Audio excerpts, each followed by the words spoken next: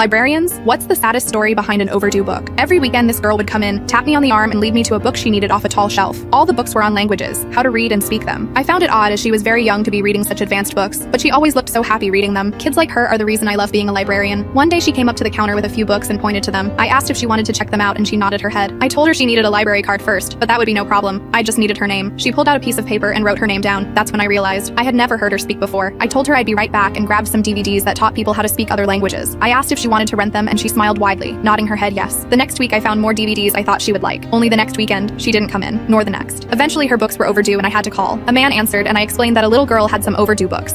The man went silent before telling me he would drop them off sometime soon. When the man came in, he said he'd pay for the overdue fees. While paying, I asked him how the girl was. He started crying. I asked if he was okay. He told me that the girl was his daughter. Years ago, she got throat cancer and it was so severe they had to remove her vocal cords, but she kept her dream to learn different languages. She took a turn for the worse last month and died. After he left, I took my break and cried in the back room. I felt like I lost someone precious to me.